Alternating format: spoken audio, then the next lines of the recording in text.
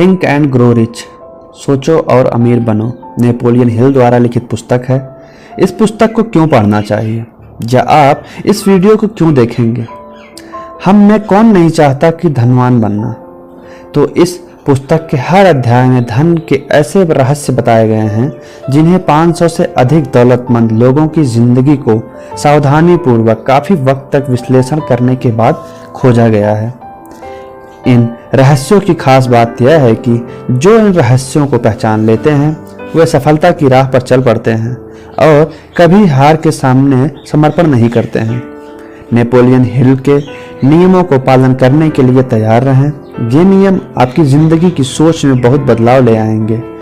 इनसे आपको जिंदगी को मस्ती से और खुशियों के साथ जीने में मदद मिलेगी तथा आप उन दौलतमंद लोगों की श्रेणी में शामिल होने के लिए आगे बढ़ निकलेंगे। अध्याय 1। एक व्यक्ति जिसने थॉमस अल्वा एडिसन के साथ व्यावसायिक भागीदारी करने का सोचा। विचारों में असीम शक्ति होती है। अगर इन विचारों में उद्देश्य, दृढ़ निश्चय और मजबूत इरादे का समावेश हो जाए तो आप दौलतमंद बन सकते हैं एवं वह सब कुछ हासिल कर सकते हैं जो आपने सोचा हुआ है। एडवन सी वंथ ने यह खोज निकाला है कि कैसे विचार शक्ति से धनवान बना जा सकता है। इस खोज में सफलता पहले प्रयास में नहीं हासिल हुई बल्कि वह धीरे धीरे प्राप्त हुई।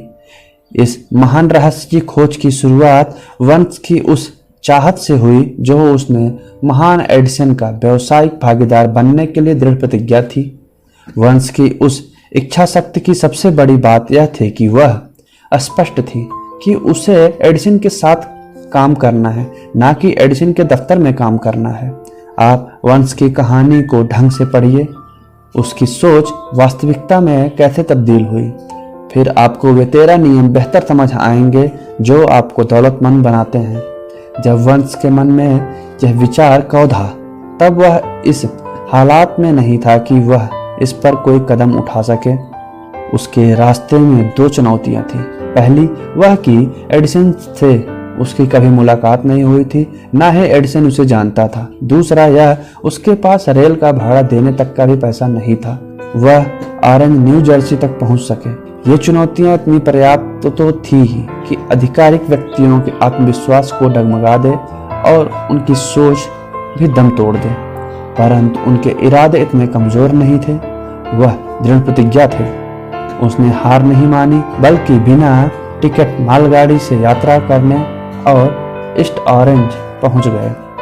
उसने एडिसन के प्रयोगशाला में खुद का परिचय दिया और कहा कि वह इस आविष्कार के लिए व्यवसाय करने आए हुए हैं। काफी समय के पश्चात एडिसन ने इस पहली मुलाकात का खुलासा कुछ इस प्रकार किया था।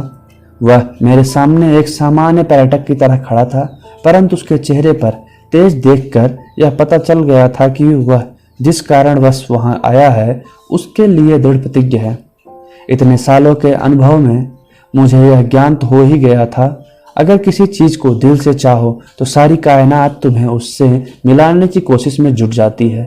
मैंने भी उसके मजबूत इरादों को भाप कर उसे एक मौका दे दिया था और उसने कुछ बातों को पूरे दिमाग में बैठा लिया था। उसे इस सफलता को पाकर ही रहना था। धीरे धीरे इसके कारणों ने भी यह सिद्ध कर दिया था कि मैंने उसको मौका देकर कोई गलती नहीं की थी। उस नौजवान वर्ष ने उस व्यक्ति एडिसन से क्या कहा इतना महत्वपूर्ण नहीं था जितना कि उसने इस बारे में सोचा कि एडिसन के साथ काम करना है। इस बात पर एडिसन ने भी अपनी सहमति जताई थी। अगर विचार शक्ति की यह बात पर हर पाठक तक पहुंच जाए तो उसे संपूर्ण किताब पढ़ने की कोई जरूरत नहीं है। वंश अपने पहले ही साक्षात्कार के बाद एडिसन के व्यवसाय में भागीदार नहीं बन गया था, बल्कि उसे एडिसन के ऑफिस में बहुत ही कम मेहनताना में काम करने का अवसर प्राप्त हुआ था। यह कार्य ऐसा था जो एडिसन के लिए बहुत कम उपयोगी था, पर वंश के लिए बहुत अधिक महत्वपूर्ण था। इस अवसर ने वंश को अपने होने वाले भागीदार को अपनी व्यापार कुशलता दिखाने का मौका मिला था। उसका होने वाला भागीदार वहां उससे काम को परख सकता था। कई महीने बीत चुके थे, पर अपरोक्ष रूप से ऐसा कुछ भी घटित नहीं हो रहा था जिससे वंश अपने उस निश्चय लक्ष्य तक पहुंच सके जो उसने अपने दिलो दिमाग में संजो रखा है। पर उसके मन में कुछ ऐसी प्रतिक्रियाएं चल रही थी जिसका परिणाम बाद में निकला। पर तब तक वह अपने मनोमस्तिष्क में एडमिन का व्यवसायी पार्टनर बनने के अपने विचार और अपने दृढ़तापूर्वक सोचने लगा था। मनोवैज्ञानिकों ने सही ही कहा है, जब कोई विचार दिमाग पर हावी हो जाए तो वह वास्तविकता में आपके सामने प्रकट हो जाता है। वंश पूर्णतः एडिसन के साथ काम करने के लिए तैयार था और वह तब तक दृढ़ प्रतिज्ञ होकर लगा रहा जब तक उसने वह हासिल नहीं कर लिया जिसे वह इतने समय से खोज रहा था।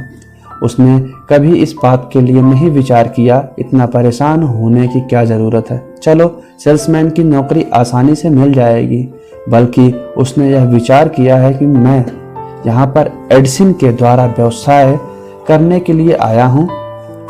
मैं तब तक पीछे नहीं हटूंगा जब तक मैं इस मकसद में जीत नहीं जाता हूँ, चाहे बची हुई सारी जिंदगी यूं ही गुजारनी पड़े।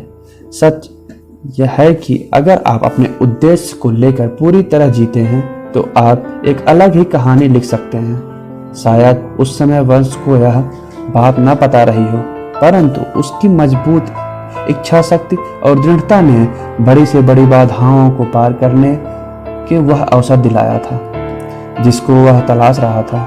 अवसरों की एक खास बात होती है, वे बिल्कुल अलग अंदाज में हमारे सामने आते हैं। सिर्फ इतना ही नहीं, पैसा जैसा आप सोचते होते हो उससे बिल्कुल अलग दिशा में वे अवसर अवतरित होते हैं। ऐसा कह सकते हैं कि अवसरों की यह चालाकी होती है कि वे पिछले दरवाजे से आते हैं और कई दफा तो दुर्भाग्य तथा क्षणिक हार के रूप में भी सामने आ जाते हैं। शायद यही कारण है कि अधिक से अधिक लोग इन अवसरों को पहचानने में चूक जाते हैं। उस समय एडिसन ने एक नई डिवाइस खोजी थी जिसका नाम एडिसन डिस्टार्टिंग मशीन था। बाद में उसे एडिफोन नाम से भी जाना गया। एडिसन ने सेल्समैन उस मशीन के लिए अत्यधिक उत्साहित नहीं थे। उन्हें ऐसा लग रहा था कि उसे बेचने के लिए उन्हें कुछ अधिक ही प्रयास करना पड़ेगा। वंश को इस मौके की तलाश थी। उसने इस अवसर का लाभ उठाया और तुरंत उस मशीन को बेचने की अपनी इच्छा जाहिर की। यह वह मशीन थी जिसके लिए दुनिया में सिर्फ दो ही लोग उत्साहित थे, एक वंश और दूसरा उस मशीन का आविष्कारक। उसने इतनी सफलतापूर्वक इस मशीन को बेचने की एडिसन ने वंश को उस मशीन को संपूर्ण देश के बाजार में वितरित करने का कॉन्ट्रैक्ट ही दे दिया। इस व्यवसाय की सफलता ने उसे एक नया स्लोगन दे दिया, made by Edison and installed by Berners. Edison ने बनाया और बर्न्स ने लगाया। यह व्यवसायिक संधि इतनी सफल हुई उतने में बर्न्स को बहुत धनवान बना दिया, पर इससे अधिक उसने यह सिद्ध कर दिखाया कि अगर आप चाह लें तो आप भी अमीर बन सकते हैं। असल में वंश ने इतना धन कमाया, इसकी सही जानकारी तो नहीं है, पर यह अनुमान है कि उस समय उसने 20 से 30 लाख डॉलर कमाए थे, जो कि यह संख्या रही हो। यह उस ज्ञान के सामने काफी फीकी पड़ जाती है जिन नियमों की मदद से वंश ने वह हासिल किया जो वह असल में चाहता था। वंश ने तब तक सोच लिया था कि उसे एडिसन के साथ भागीदारी करनी है जब उसके पास इसकी शुरुआत करने के लिए कुछ भी नहीं था, सिवाय इसके कि वह इस विचार को और दृढ़ता के साथ सोचे और इस पर पूरे इरादे के साथ अमल करे जब तक वह उसे हासिल न कर ले। उसके पास तनिक भी पैसा नहीं था, वह अधिक शिक्षित भी नहीं था, यहाँ तक कि उसके पास कोई पावर भी नहीं थी, पर उसके पास साहस था, विश्वास था और इच्छा शक्ति थी कि वह जीत सकता है। इन सभी ताकतों के साथ वह उस महानतम आविष्कारक का दायां हाथ बन बैठा। आओ अब उस व्यक्ति की कहानी पढ़ते हैं जिसके पास अमीर बनने के कई अवसर थे, पर उसने अपने लक्ष्य से मात्र 3 फीट की दूरी पर काम करना बंद कर दिया। सोना सिर्फ 3 फीट दूर था। एक अस्थायी हार पर प्रयास करना छोड़ देना सफलता का सबसे काम कारण होता है। हर किसी को कभी ना कभी इस गलती का एहसास जरूर होता है। आर.यू. डर्बी, जो बाद में देश के सफल बीमा एजेंट बने, वह अपने अंकल की यह कहानी बताते थे कि उस समय सोने के पीछे लोग पागल थे। तब उनके अंकल को भी अन्य व्यक्तियों की तरह सोने का भूत सवार हो गया था और वह पश्चिम की तरफ सोना खोजने और अमीर बनने निकले। उन्होंने कभी यह नहीं सुना था कि दिमाग सबसे बड़ा सोने का निर्माता है, ना कि जमीन। वह खुदाई करने के लिए निकल पड़े। बेशक वह मुश्किल था, पर सोने की इतनी भूख निश्चित थी। कई हफ्तों में मजदूरी के बाद उन्हें एक चमचमाता हुआ अवश्य प्राप्त हुआ। उन्हें इस अवश्य को बाहर निकालने के लिए मशीन की जरूरत पड़ी, जिसके लिए वह तुरंत अपने घर विलियम्सबर्ग, मैरीलैंड वापस आ गए। अपने रिश्तेदारों और पड़ोसियों को इस सफलता के बारे में समझाया। इनकी बातों ने सबको सम्मोहित कर लिया तथा सभी ने मिलकर पैसा इकट्ठा किया और उस मशीन को खरीदकर उसी खदान में भेज दिया। डर्बी और उनके अंकल फिर से उसी खदान में काम करने पहुंच गए। जब उस चमचमाती हुई धात की पहली खेप गलाने और शुद्धिकरण के लिए भेजी गई तो उसका परिणाम देखकर उन्हें इस बात का विश्वास हो गया कि कोलोराडो की सबसे बड़ी खान उनके पास ही है। उनकी उम्मीदें तूफान की तरह दिन प्रतिदिन बढ़ती जा रही थी। तभी अचानक कुछ ऐसा हो गया कि वह सोने की खान से सोना गायब हो गया। वे अवसाद और निराशा के चरम पर पहुंच गए। उन्हें उस खान में कहीं सोना दिख ही नहीं रहा था। वहां उस सिरा को पाने के कुछ प्रयास के लिए ही सफलता हाथ लग रही थी। अंततः उन्होंने उस मशीन को बेचने का निर्णय ले लिया। उन्होंने एक कबाड़ी को सिर्फ कुछ $100 में उस मशीन को बेचकर घर पर वापस आ गए। सुना होगा कि कुछ कबाड़ी सच में बेवकूफ होते हैं, पर वह व्यक्ति उसमें से एक नहीं था। उसने दिमाग लगाकर और एक खनन इंजीनियर को उस खदान दिखाने के लिए बुलाया। उसने यह देखकर अनुमान लगाया कि सोने का सिरा सिर्फ 3 फीट नीचे ही पाया गया, जहां से डर्बी और उसके अंकल ने खुदाई रोक दी थी। वास्तविकता में हुआ भी वही। वह कबाड़ी उस खदान से निकलने वाले अवश्य की वजह से करोड़पति बन गया था, क्योंकि वह जानता था कि किस कार्य को छोड़ने के पहले किसी विशेषज्ञ का मशवरा लेना बहुत जरूरी होता है। उस मशीन की खरीदने के लिए रिश्तेदारों और पड़ोसियों से पैसा लिया गया था, जिसका भुगतान डर्बी ने किया था, क्योंकि उन लोगों को उस नौजवान पर विश्वास था। डर्बी को उस मशीन का सारा भुगतान करने में कई वर्ष लग गए थे। इतनी हानि होने के पश्चात वह इस गम से तब निकल पाया जब वह एक बीमा कंपनी में बीमा एजेंट बन गया और उसे पता लगा कि इच्छा शक्ति के दम पर सोना बनाया जा सकता है। वह उस घटना को भूलता नहीं था जिसने उसकी जिंदगी बदल दी। वह असीम दौलत से मात्र 3 फीट की दूरी पर प्रयास करना छोड़ दिया था। डर्बी को उस अनुभव से बहुत लाभ हुआ। उसे पता चल गया था कि किसी ना का मतलब ना को यह जरूरी नहीं है। उसने अपने कार्य को बीच में छोड़ने की आदत को हमेशा के लिए छोड़ दिया था और उसने यह तय कर लिया था कि उसे कोशिश तब तक करनी है जब तक सोना ना निकल आए, यानी जब तक व्यक्ति हाँ ना कर दे। सफलता का रास्ता कई अस्थायी असफलताओं से होकर गुजरता है। अधिकांश लोग काम को बीच में ही एक असफलता के बाद छोड़ देते हैं। उन्हें पता होना चाहिए कि असफलता सिर्फ एक विलंब है, हार नहीं। लगभग 500 अमेरिका के सफलतम व्यक्तियों ने यह स्वीकार किया है कि उन्हें सफलता तब मिली जब हार उनके बिल्कुल नजदीक थी। असफलता इस मामले में बहुत चालाक है। उन लोगों के मन भटकाने के लिए अक्सर तभी आती है जब वह सफलता बहुत नजदीक होती है। दृढ़ता का 50 सेंट पाठ। हार्ड नक्स विश्वविद्यालय से डिग्री लेने के कुछ दिनों बाद मिस्टर डर्बी ने बीमा एजेंट के रूप में कार्य करना प्रारंभ कर दिया, क्योंकि उन्हें सोने के खान वाले कांड से यह पता चल गया था कि जरूरी नहीं कि ना का अर्थ ना ही हो। एक दोपहर वह अपने अंकल के गेहूं पीसने वाली पुरानी मशीन मिल में बैठे हुए थे। उनके अंकल के पास बहुत जमीन थी। उनके आसपास उन खेतों में काम करने वाले मजदूर रहा करते थे। डर्बी को बैठे हुए कुछ देर ही हुए थे कि तभी धीरे से दरवाजा खुला और एक मजदूर की छोटी सी बच्ची अंदर घुस आई। तथा दरवाजे के ठीक बगल में खड़ी हो गई। अंकल ने उसकी ओर देखा और बड़ी तेजी से गुर्राते हुए बोले, तुम्हें क्या चाहिए? उस बच्ची ने बड़ी मासूमियत से जवाब दिया, मेरी मम्मी ने आपसे 50 सेंट मंगाए हैं, मैं नहीं दूंगा। अंकल ने चिल्लाते हुए, दफा हो जाओ यहाँ से। ठीक है, उस लड़की ने जवाब दिया, पर वह कहीं नहीं गई। फिर अंकल ने अपने काम करने लगे। काम में इतना तल्लीन हो गए कि उन्हें पता ही न चला कि वह लड़की अभी भी खड़ी है। कुछ देर बाद उन्होंने पलट कर देखा तो उस बच्ची को खड़ा पाया। वह फिर से चिल्लाए, जाती हो यहाँ से या फिर मैं भगाऊं? उस लड़की ने फिर से यह जवाब दिया, ठीक है, पर उस जगह से हिली तक नहीं। अंकल अनाज की बोरी को मील में डालने जा रहे थे, पर उन्होंने उसे रखकर एक लोहे का डंडा उठाया और उसे लेकर ऐसा भयानक चेहरा बना लिया जैसे कि अभी मार ही डालेंगे। डर्बी ने सांसें रुक गई थी। उन्हें ऐसा महसूस हुआ जैसे वह आज आपके सामने एक बच्ची की हत्या करने जा रहे थे।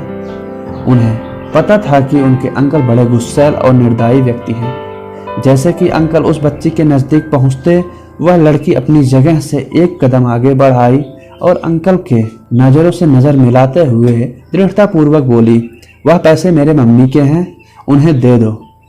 अंकल वहीं पर रुक गए। उस बच्ची को 1 मिनट तक घूरते रहे, फिर धीरे से उस राड को नीचे जमीन पर फेंक दिया और अपने जेब में हाथ डालते हुए आधा डॉलर निकालकर उस बच्ची को पकड़ा दिया। उस बच्ची ने वह पैसा लिया और बिना नजर हटाए जाने लगी। उसके जाने के पश्चात अंकल एक बक्सानुमा चबूतरे के ऊपर बैठ गए और खिड़की से आसमान की तरफ 10 मिनट तक निहारते रहे। शायद इस घटना के बारे में सोचते रहे। मिस्टर डर्बी भी यही सोच रहे थे। उन्होंने पहली बार ऐसा देखा था कि खेत में काम करने वाले किसान की बेटी ने अपने से बहुत बड़े और ऊंचे व्यक्ति का इतने दृढ़तापूर्वक या फिर साहस के साथ सामना किया। आखिर उसने ऐसा क्या कर दिया कि उनके अंकल का सूर्य के समान क्रोध चंद्रमा की तरह शांत हो गया? इस बच्ची के पास आखिर ऐसा कौन सा जादू था जो उसने इतने बड़े व्यक्ति पर चला दिया? डर्बी का दिमाग इन्हीं प्रश्नों के चारों तरफ घूम रहा था। उन्हें कोई ठीक ठीक जवाब नहीं मिल रहा था। जानते हो, डर्बी ने उस असामान्य घटना के बारे में लेखक को उसी पुरानी मील में ले जाकर बताया था, ठीक उसी जगह पर जहां उसके अंकल बैठकर खिड़की के बाहर झांकते हुए आसमान की तरफ देख रहे थे। हम लोग उसी पुरानी मील में खड़े थे जो अब किसी भी काम की नहीं रह गई थी। और डर्बी ने फिर से उससे दोहराते हुए प्रश्न कर बैठे, आखिर उस बच्ची के पास ऐसे कौन सी विचार शक्ति थी जिससे मेरे अंकल के इरादों को एकदम से बदल दिया? इस प्रश्नों का जवाब इसी किताब के एक सिद्धांत के रूप में बताया गया है। इसका जवाब विस्तृत और संपूर्ण देने की कोशिश की गई है। इस सिद्धांत में पूरी जानकारी है जिसको ठीक उस बच्ची की तरह कोई भी व्यक्ति अमल में ला सकता है। अपने दिमाग को चौकन्ना कर लीजिए और यह पढ़ने का प्रयास कीजिए कि आखिरकार वह कौन सी विचित्र शक्ति थी जिससे उस बच्ची का बचाव किया। अगले अध्याय में आपको उस असीम शक्ति की एक झलक दिखाई पड़ेगी। किताब में कहीं ना कहीं आपको यह पता लग जाएगा कि इस असीम शक्ति को अपने लाभ और जरूरत के लिए कैसे प्रयोग किया जाता है। इस शक्ति की जानकारी अगले अध्याय में ही हो सकती है या फिर इसके बदलाव में भी। यह एक अकेले विचार के रूप में भी आ सकता है या फिर किसी प्लान या फिर उद्देश्य के रूप में भी। फिर से आपको अपने भूतकाल में जाना पड़ सकता है जब आपने कुछ खोया था, आप हताश हुए थे। अब इस शक्ति को जानने के बाद वह वस्तु की फिर से हासिल कर सकते हैं जो आपने खोया था। मैंने डर्बी को यह बताया कि उस बच्ची ने बेइरादतन उस शक्ति का इस्तेमाल किया था ताकि श्रीमान डर्बी के मन में इसके 30 वर्ष की सफलता बीमा एजेंट की राह एक एक करके फिल्म की भांति चल पड़ी।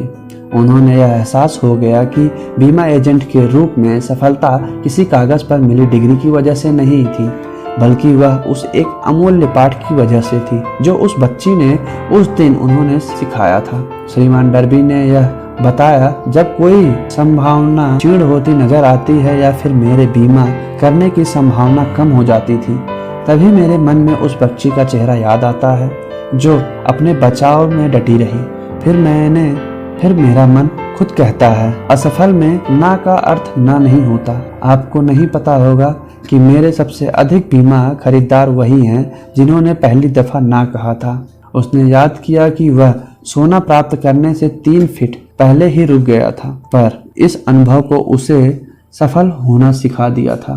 उसने डर्बी को यह सिखा दिया कि सफलता उन्हें मिलती है जो सफलता के लिए प्रयास करते हैं, बल्कि सफलता उन्हें मिलती है जो सफलता पाने का प्रयास करते हैं। श्रीमान डर्बी और उनके अंकल, उस मजदूर की बेटी और सोना की खान, ये तीनों कहानियां निसंदेह हर उस व्यक्ति को पढ़नी चाहिए जो बीमा एजेंट के रूप में अपनी जिंदगी संवारना चाहते हैं। उन्हें ऐसे लेखक श्रीमान डर्बी ने वे 2 अनुभव बताए थे जिन्होंने बीमा की वजह से हर वर्ष उन्हें 10 लाख से अधिक डॉलर कमाने की ताकत दी थी। जिंदगी विचित्र है और आसान भी। कभी उतार मिलता है, कभी चढ़ाव, कभी सफलता वाला हाथ लगती है तो कभी असफलता, कभी प्रसन्नता मिलती है, कभी निराशा। पर इन सभी में से कुछ ना कुछ सीखने को जरूर मिलता है। डर्बी को ही देख लीजिए, 2 वाक्यों में उनकी जिंदगी बदल दी।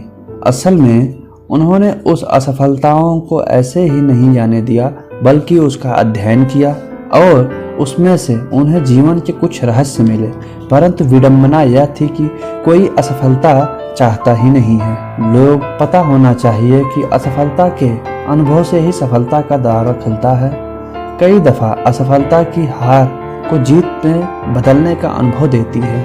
यही सिखाती है कि आखिर बाजीगर कैसे बना जाए। इससे पहले कि हम उन 13 सिद्धांतों की ओर बढ़ें, आपको यह सुझाव बड़े ध्यान से पढ़ना चाहिए। जब लोग अमीर बनना शुरू करते हैं तो वे इतनी तेजी गति से आगे बढ़ते हैं कि लोग उन्हें देखते ही रह जाते हैं और मन में यह सोचते हैं कि इतने वर्ष यह कहाँ छुपा रहा था। यह एक चौंकाने वाला कथन लगता है, क्योंकि हजारों वर्ष आम जनमानस या जन विश्वास बहुत गहरा रहा है कि पैसा कमाने के लिए बहुत अधिक मेहनत करनी पड़ती है। जब आप विचार शक्ति से अमीर बनने के सिद्धांत को जान लेंगे, तब आप उस मन स्थिति में पहुंच जाएंगे जहां से अमीर बनने की शुरुआत होती है, जिसके आपके पास निश्चित लक्ष्य होते हैं। वे कम या फिर नगण्य मेहनत में ही वह सब हासिल कर लेते हैं। आप और आप में से कई लोग इस बात को जानने के इच्छुक होंगे कि किस तरह से उस मन स्थिति को प्राप्त किया जाए जहां से अमीर बनने की राह शुरुआत होती है। इससे रिसर्च में मेरी 25 वर्ष की मेहनत है। मैंने लगभग 25,000 लोगों से बात की है। आखिर मुझे कभी जानकारी चाहिए थी इस तरह से व्यक्ति धन कैसे बनाता है। एक बहुत ही जरूरी सच बताने जा रहा हूँ। 1929 में देश में व्यापार मंदी के दौर शुरू हो गए थे और वहाँ अब तक सबसे निचले स्तर पर पहुँच गई थी।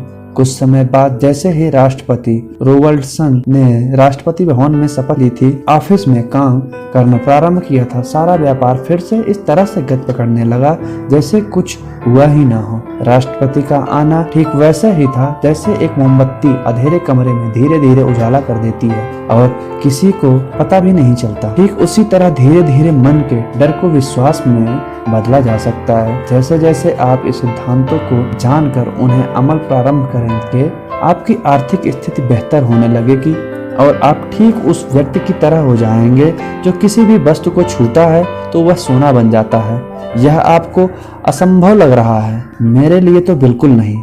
हम मानव जात की यह कमजोरी है कि एक आम इंसान असंभव शब्द को बहुत तवज्जो देता है। वह इस बात को पूरी तरह से मन से स्वीकार कर चुका होता है। हर सिद्धांत सभी के लिए लागू नहीं होते, हर काम हर कोई नहीं कर सकता। यह बुक उन लोगों को सफल जरूर बनाएगी जो इन नियमों पर अपनी जिंदगी और अपना सब कुछ दांव पर लगा देते हैं। मैंने बचपन में एक शब्दकोश की किताब खरीदी और जानते हो सबसे पहला काम मैंने क्या किया? मैंने असंभव शब्द को उस डिक्शनरी से काट फेंका। ऐसा करने में कोई बुराई नजर नहीं आती। आप भी अपनी जिंदगी से असंभव शब्द को जड़ से उखाड़ फेंक सकते हैं। सफलता उन्हें मिलती है जिनका ध्यान सफलता पर होता है, असफलता उन्हें मिलती है जिनका ध्यान असफलता पर होता है। यह पुस्तक उन लोगों के लिए सहायक है जो अपने दिमाग के विचारों को असफलता के डर से हटाकर सफलता की ओर एकाग्र करना चाहते हैं। हम सभी में एक और कमी यह पाई जाती है कि हम अपने अनुभव, अपनी असफलताओं और अपनी आदतों को देखकर हर किसी के बारे में राय बना लेते हैं। कुछ लोग इस किताब को पढ़ते हुए कह सकते हैं कि अमीर बनने का कोई सिद्धांत नहीं है, क्योंकि वे इस बात को जानते ही नहीं कि अमीर लोगों की मन स्थिति क्या होती है। आखिर उनकी पूरी जिंदगी गरीबी, कंजूसी और असफलताओं में गुजरी है। लाखों लोग हेनरी फोर्ड की सफलताओं को मात्र संयोग या फिर भाग्य मानते हैं, परंतु ऐसा नहीं है। 1000 व्यक्तियों में से सिर्फ एक व्यक्ति को ही हेनरी फोर्ड की सफलताओं का रहस्य का पता होता है, और वे लोग इस तरह की बात कहने की गलती नहीं करते हैं। मैं हेनरी फोर्ड का एक वाक्य बताता हूँ जो इस रहस्य को पूर्णतः उद्घाटित कर देगा। जब फोर्ड ने उस प्रसिद्ध V8 मोटर का निर्माण करने के बारे में सोचा था, तो उन्होंने ऐसे इंजन बनाने के लिए तय किया था जिसके एक ब्लॉक में 8 सिलेंडर हों। यह डिज़ाइन पेपर पर तो बन गई थी, पर जब कोई प्रैक्टिकल में इस इंजन का रूप देने की बारी आई तो सभी इंजीनियर ने हाथ खड़े कर दिए। उन इंजीनियरों का मानना था कि एक ब्लॉक में 8 सिलेंडर रखकर यह इंजन इतना नहीं बनाया जा सकता। फोर्ड ने कहा, किसी भी तरह मुझे यह इंजन चाहिए, यह तो असंभव है। एक साथ सभी इंजीनियर का जवाब था, आप काम करना शुरू कीजिए। फोर्ड ने आज्ञा दी, चाहे जितना वक्त लग जाए, आप तब तक लगे रहिए जब तक सफलता हाथ न लग जाए। इंजीनियरों ने काम करना प्रारंभ कर दिया। 6 महीने बीत गए पर कुछ हाथ न लगा। 6 महीने और बीत गए पर तब भी कुछ हासिल नहीं हुआ। इंजीनियरों ने हर तरह पैतरा अपना लिया था, पर सफलता उनसे कोसों दूर थी।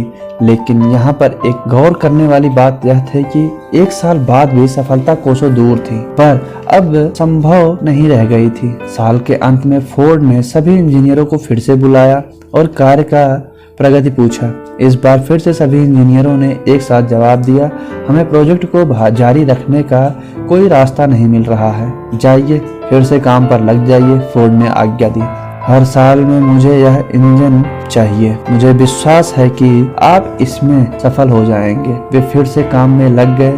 अब जादू चल गया था, क्योंकि फोर्ड ने इस रहस्य को पहचान लिया था। आखिर फोर्ड की दृढ़ता एक बार फिर से जीत गई। फोर्ड ने सिद्ध किया कि असंभव और दृढ़ता में जीत दृढ़ निश्चय की ही होती है। अब आपको भी फोर्ड की सफलता का रहस्य का पता चल गया है। अब आप भी करोड़ों रुपए कमा सकते हैं। हेनरी फोर्ड इसलिए सफल है क्योंकि उन्होंने सफलता के सिद्धांत को समझा और उनको अमल में लाया। उनमें से एक है किसी वस्तु को पाने की इच्छा। अगर आप फोर्ड की कहानी पढ़कर उन सिद्धांतों को अमल में लाते हैं तो आप भी उसी सफलता पायदान पर पहुंच सकते हैं जहां पर फोर्ड ने अपना झंडा गाड़ा था। हेनरी फोर्ड का 20वीं सदी के अंत में ठीक वही स्थान है जो इस समय बिल गेट्स का था। फोर्ड ने उस समय ऐसे कार बनाकर परिवहन क्षेत्र में क्रांति ला दी थी जिससे हर किसी ने पास अपनी खुद की कार हो। ठीक वही क्रांति बिल गेट ने भी कंप्यूटर इंडस्ट्री में सॉफ्टवेयर डिजाइन करके फैलाई है। अब कंप्यूटर सिर्फ तकनीकी से जुड़े व्यक्तियों के लिए नहीं रह गया था, यह हर किसी की ऑफिस की जरूरत हो गई थी। विद्यालयों में भी पहुंच गया है। इतना ही नहीं, सबके घरों में अपने निजी लैपटॉप या कंप्यूटर हो गए हैं। ठीक हेनरी फोर्ड की तरह बिल गेट्स ने भी करोड़ों डॉलर की संपत्ति कमाई है। उन्होंने कंप्यूटर में प्रोग्रामिंग की शुरुआत मात्र 13 वर्ष की उम्र से प्रारंभ कर दी थी। 1973 में उन्होंने हार्वर्ड यूनिवर्सिटी से दाखिला लिया और स्टीव वॉलमेयर, जो माइक्रोसॉफ्ट के चीफ एग्जीक्यूटिव अफसर रह चुके हैं, के साथ कमरे में रहते थे। हार्वर्ड में पढ़े हुए बिल गेट्स ने सबसे पहले माइक्रो कंप्यूटर के लिए एक प्रोग्रामिंग लैंग्वेज बेस की खोज की। गेट्स इस तरह से अपने सपनों को पूरा करने में लग गए। उन्होंने हार्वर्ड विश्वविद्यालय को छोड़ दिया। अब वह पूरी ऊर्जा अपने सपनों को पूरा करने में लग गए। इससे कुछ समय पहले ही उनके बचपन के मित्र पॉल एलन के साथ उन्होंने अपनी कंपनी शुरुआत की थी जिसका नाम माइक्रोसॉफ्ट था। इस माइक्रोसॉफ्ट में अपने सपनों के पहिए लग गए। उनका मानना था कि कंप्यूटर हर ऑफिस, हर स्कूल, हर घर की छत की जरूरत बन सकती है। उनका यह निश्चय उद्देश्य माइक्रोसॉफ्ट की सफलता का मुख्य कारण बना। अपने सबसे मुख्य लक्ष्य हासिल करने के बाद बिल गेट्स रुके नहीं। वे लगातार कंप्यूटर प्रोग्रामिंग में प्रगति सुधार करते रहे। सबसे खास बात, उन्होंने सिर्फ प्रोग्रामिंग के क्षेत्र में भी काम नहीं किया, बल्कि वे विश्व के सबसे बड़ी दान पुण्य की संस्था भी चलाते हैं जिसमें उनकी सहायक उनकी पत्नी मंडीला है। आप अपने भाग्य के विधाता हो और अपने मन के राजा। जब अंग्रेजी कवि डब्ल्यू.सी. हेनले ने लिखा था, मैं ही अपने भाग्य का विधाता हूँ और अपने मन का राजा, उन्हें उसी समय हमें यह कहकर बताना चाहिए था कि हम ही अपने भाग्य का निर्माण करते हैं और अपने मन का संचालन, क्योंकि हमारे पास ऐसी शक्तियाँ हैं जिससे हम अपने विचारों पर काबू पा सकते हैं। उन्हें यह भी बताना चाहिए था कि व्योम, पृथ्वी, चंद्रमा और इस पृथ्वी के रह रहे जीव या फिर चल रहे हम लोग सभी वस्तुएं ऊर्जा हैं, जो सबसे बड़ी ऊर्जा क्षेत्र से बधी हुई हैं, जिससे हम असीम शक्ति कह सकते हैं। वह असीम शक्ति हमारे दिमाग में चल रहे विचारों से प्रभावित होते हैं और जो हम सोचते हैं उसे हमारी जिंदगी में वास्तविक रूप से अवतरित करता है। अगर कवि ने इस सत्य का ज्ञान उस समय करा दिया होता तो हमें पता चल जाता कि हम अपने भाग्य के विधाता हैं और मन के राजा क्यों हैं। उन्हें यह जोर देकर बताना चाहिए था कि ब्रह्मांड की असीम शक्तियाँ इस बात को नहीं जानती कि आप सोच रहे हैं वह अच्छा सोच रहे हैं या बुरा। वह उन विचारों को वास्तविकता में लाती हैं जो आप सोच रहे हैं। इससे उसे कोई लेना देना नहीं होता कि वह बुरे सोच रहे हैं कि अच्छा सोच रहे हैं।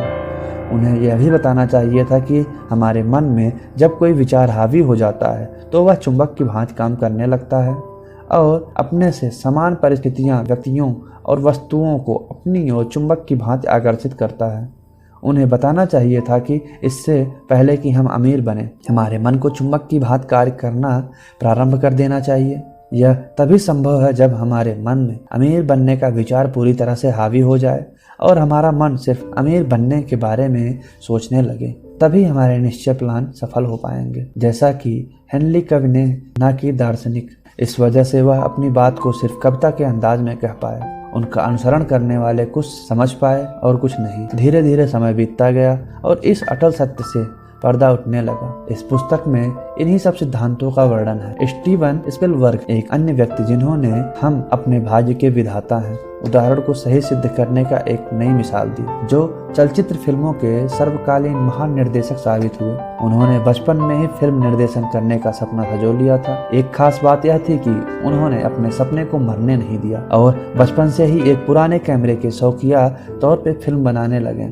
स्पिलबर्ग को यूनिवर्सल स्टूडियो की तरफ से मौका किस तरह मिला, इसकी भी एक बड़ी विचित्र कहानी है। एक गाड़ी में बैठकर आगंतुकों को यूनिवर्सल स्टूडियो का पूरा चक्कर घुमाया जाता था। स्पिलबर्ग उसी गाड़ी में छुपकर दो साउंड के बीच में बैठ जाते थे और पूरा चक्कर लगाकर वापस आते थे। जब वह गेट पर वापस आ जाते थे तो उनकी एक आदत थी कि पहरेदार से 2-4 गप्पे लड़ाकर जरूर आते थे। दिन प्रतिदिन बीतता गया। वह लगातार 3 महीने तक स्टूडियो जाते रहे। जाते समय पहरेदारों से हाथ मिलाकर सलाम करते और वापस आते समय हाथ मिलाकर विदा हो जाते। वह हमेशा एक कोट पहनते थे और हाथ में एक सूटकेस लिए होते थे, जिससे पहरेदारों को यह महसूस हो कि वह गर्मी की क्लास करने वाला छात्र है। अब तक उन्होंने कुछ निर्देशकों, लेखकों और संपादकों से व्यवहार भी बना लिया था, यहाँ तक कि उस बिल्डिंग में एक खाली कमरा मिलने पर उन्होंने अपना नाम चस्पा कर दिया था और वहाँ पर बैठने लगे थे। इसी तरह से एक दिन उनकी वहाँ से उस समय प्रोडक्शन हेड सिड सीवर्ग से मुलाकात हो गई।